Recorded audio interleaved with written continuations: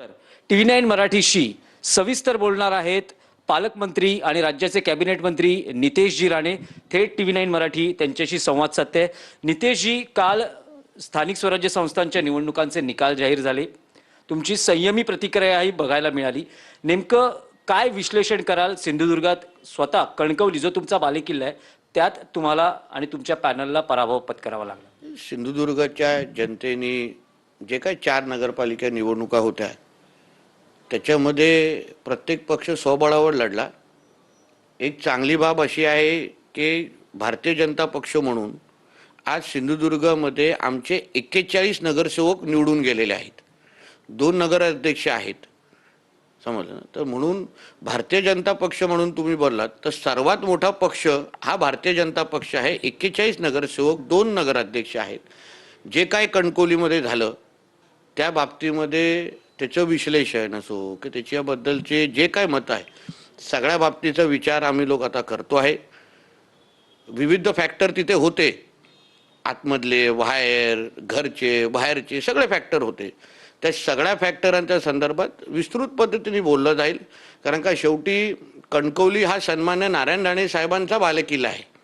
सन्मान्य राणे साहेबांचं जन्मस्थान पण हे कणकवली आहे आणि त्याच कणकवलीमध्ये सन्मान्य राणे साहेबांच्या अवतीभोवती जे काही कणकवलीची निवडणूक फिरली आणि त्यावर जे काही झालं, एकंदरीत जो काय प्रचार झाला, अपप्रचार झाला, गैरसमज पसरवण्यात आले.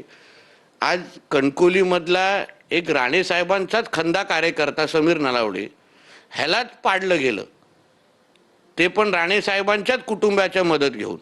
म्हणून या सगळ्या बाबतीमध्ये निश्चित पद्धतीने बोललं जाईल, विश्लेषण करण्यात येईल, त्यात आणि विस्तृत पद्धतीने माहिती दिली जाईल. नितेशजी, तुम्ही राणे साहेबांचा उल्लेख केलात. आज मी तुमचे थोरले बंधू आणि शिवसेनेचे स्थानिक आमदार निलेश राणे यांची मुलाखत केली. निवडणूक होती तेव्हाही आणि निकालानंतरही निलेश राणे असं म्हणता आहेत की राणे साहेबांचा शब्द पाळला गेला नाही, राणे साहेबांना विश्वासात घेतलं नाही. भाजपने समजा जर राणे साहेबांना विश्वासात घेतलं असतं, त्यांचं असं म्हणणं आहे, मी पूर्ण भाजप नाही म्हणणार, भाजपतल्या काही मंडळींनी सिंधुदुर्गात राणे साहेबांचे विचार किंवा राणे साहेबांचा शब्द पाळला नाही, नाहीतर कदाचित निकाल वेगळे असते, महायुती म्हणून निकाल वेगळे लागले असते.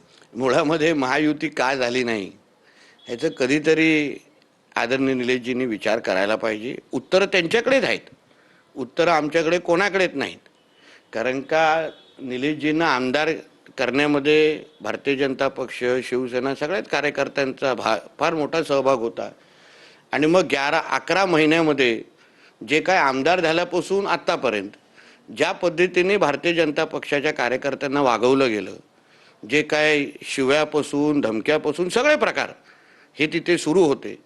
आणि त्याच्यामुळे भारतीय जनता पक्षाच्या कार्यकर्त्यांनी हे ठरवलेलं की आता जिथे आम्हाला शिव्याशापत होत असेल, धमक्या दिले जात असतील, आमचा पक्ष फोडत असेल, एका बाजूला आम्ही महायुती म्हणून आम्ही एकत्र आहोत, महायुती म्हणून आम्ही सगळ्या बाबतीमध्ये एकत्र पद्धतीने काम करतोय, पण दुसऱ्या बाजूने धमक्या, शिव्या आणि पक्ष फोडणं सगळे प्रकार या 11 महिन्यामध्ये ज्या पद्धतीने निवडणुकीच्या अगोदर जे झाले, भारतीय जनता पक्षाचा स्थानिक कार्यकर्ता हा कुठेच तयार नव्हता. त्यांचं म्हणणं आहे की आम्ही आमच्या कुटुंबाचा अपमान या 11 महिन्यापासून सहन करत आलेलो आहे आणि मग त्यांच्याच बरोबर जाऊन आम्ही युती कशी करायची. मग ही भीती निर्माण झाली भारतीय जनता पक्षाच्या वरिष्ठ लोकांमध्ये की आता एवढा अगर कार्यकर्त्यांमध्ये रोष आहे, अपमानित होण्याची भावना आहे, मग उद्या अगर आमची हक्काची मतं अगर उबाटाला लपून अगर दिली गेली, ट्रान्सफर केली गेली, रागापोटी तसा भारतीय जनता पक्षाचा कार्यकर्ता निष्ठावंत आहे, रागापोटी दिली गेली, मग त्याने आम्ही काय करावं. म्हणून स्वबळाचा निर्णय, महायुती न करण्याचा निर्णय तिथून आहे. म्हणून कुठेतरी आदरणीय निलेशजींनी हा प्रश्न स्वतःला विचारला पाहिजे का महायुती का नाही झाली. कारण का 11 महिने अगर शेवटी आम्ही सगळे महायुतीचे नेते आहेत. जेवढा मला तरी माझ्या मतदारसंघामध्ये जेवढं भारतीय जनता पक्षाच्या कार्यकर्त्यांना सांभाळण्याची जबाबदारी माझी आहे, तेवढी शिवसेनेच्या पण कार्यकर्त्यांना सांभाळण्याची जबाबदारी आहे, तेवढी राष्ट्रवादीची पण आहे आणि तेवढीच जबाबदारी निलेशजींची आहे, तेवढीच जबाबदारी दीपक केसरकरजींची आहे. कारण आम्ही सगळे महायुतीचे घटक आहोत. आणि म्हणून जेव्हा कार्यकर्ता अपमानित झाला, कार्यकर्त्याला एकंदरीत बाहेरचा रस्ता दाखवण्यात आला. मग कार्यकर्त्यांची जी भावना वरिष्ठांकडे पोचली म्हणूनच तर मैत्रीपूर्ण लढत आणि स्वबळाचा विषय आला. नाही, पण नितेशजी, त्यात निलेशजींचं असं म्हणणं आहे, भाजप हा माझ्या घरचाच पक्ष आहे, मी आधी भाजपमध्ये होतो, पण भाजपमधल्या काही मंडळींकडून हे प्रयत्न झाले की महायुती होऊ नये आणि राणे साहेबांचा शब्द न पाळण्यामागे भाजपतली काही मंडळी होती. परत महायुती न होण्याची कारणं ही मी जसं निलेशजींकडेच आहे.